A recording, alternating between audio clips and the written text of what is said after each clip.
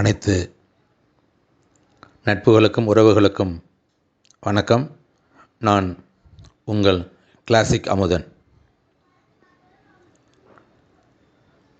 தடுப்பூசி சான்றிதழில் பிழைகளை திருத்துவது எப்படி? நம்ம தடுப்பூசி போட்டிருப்போம், ஆன்லைனில் நமக்கு ஒரு சர்டிஃபிகேட் வந்திருக்கும். அந்த சர்டிஃபிகேட்டில் சிலருக்கு பெயரில் எழுத்து பிழை, பிறந்த வருடம் தவறாக இருக்கிறது, நாம் கொடுத்த ஃபோட்டோ ஐடி அதனுடைய எண் தவறாக இருக்கிறது, ஆண் பெண் பாலினம் தவறாக இருக்கிறது என்று சொன்னால் அதை மாற்றி அமைப்பதற்கான வாய்ப்புகள் இதுவரை கொடுக்கப்படாமல் இருந்தது. இன்று அதற்காக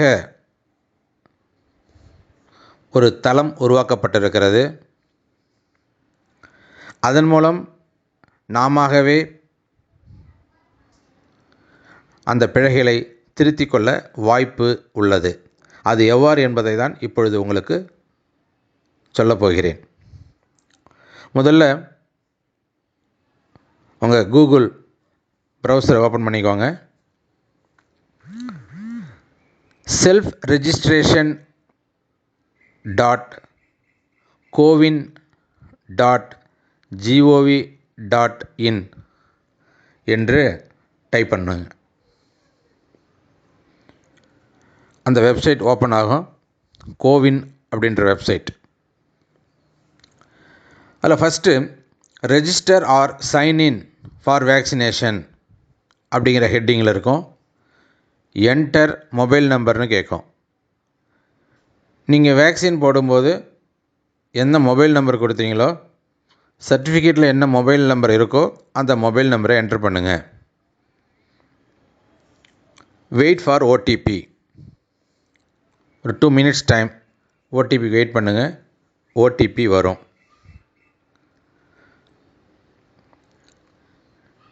இப்போது என்டர் ஓடிபின்னு கேட்கும். அந்த ஓடிபியை என்ட்ரு பண்ணுங்க. ஓடிபி என்ட்ரு பண்ணி முடித்ததும் ஒரு அக்கௌண்ட் டீட்டெயில்ஸ் வரும். அந்த அக்கௌண்ட் டீட்டெயில்ஸில் நம்ம ஏற்கனவே கொடுத்துருக்க விஷயங்கள் அனைத்தும் வரும். Name, reference ID, year of birth, photo ID, நம்ம ஆதார் கொடுத்துருக்கோமா, டிரைவிங் லைசன்ஸ் கொடுத்துருக்கோமா, ஓட்டர் ஐடி கொடுத்துருக்கோமா, அதனுடைய பெயரும் அந்த ஐடி நம்பரும் கீழே இருக்கும். இப்போ இதெல்லாம் பார்த்துட்டு இதில் ஏதேனும் பிழைகள் இருக்குன்னா ரைஸ் அண்ட் இஷ்யூ அப்படின்னு ஒரு பாக்ஸ் கொடுத்துருப்பாங்க. அதை கிளிக் பண்ணணும்.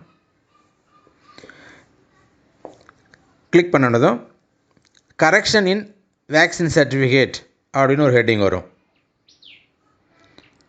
செலக்ட் த மெம்பர் அப்படின்னு சொல்லியிருப்பாங்க. ஏன்னா ஒரு குடும்ப உறுப்பினர்கள் அனைவரும் ஒரே மொபைல் நம்பரை கூட நம்ம யூஸ் பண்ணி வேக்சின் போட்டிருக்கலாம். அதனால் செலக்ட் த மெம்பர்னு கேட்கும். அந்த ஏரோவை கிளிக் பண்ணால் லிஸ்ட் ஆஃப் நேம் வரும். அதிலிருந்து நம்ம பெயரை தேர்ந்தெடுத்துக்கணும். வாட் இஸ் த இஷ்யூன்னு கீழே கேட்கும். அதில் நமக்கு என்ன இஷ்யூவோ அதை டிக் பண்ணணும். கரெக்ஷன் இன் சர்டிஃபிகேட் அப்படின்னு டிக் பண்ணணும். டிக் பண்ணோடனே you can edit your certificate only once என்ற தகவல் வரும். ஒரு முறை தான் நம் சான்றிதழில் பிழைகளை திருத்திக் கொள்ள முடியும். இப்போ சரியான நேம் என்னவோ அதை தவறு இல்லாமல் அந்த இடத்துல என்ட்ரு பண்ணிவிட்டு சப்மிட் அப்படின்னு கொடுத்துடணும். உடனே நமக்கு ஒரு க்ரீன் கலர் டிக் ஆகி your request has been submitted successfully and is under processing அப்படின்னு வரும். ஸோ இதுதான் நம்முடைய பணி முடிந்தது. we have to wait for at least 24 hours or 1 or 2 days.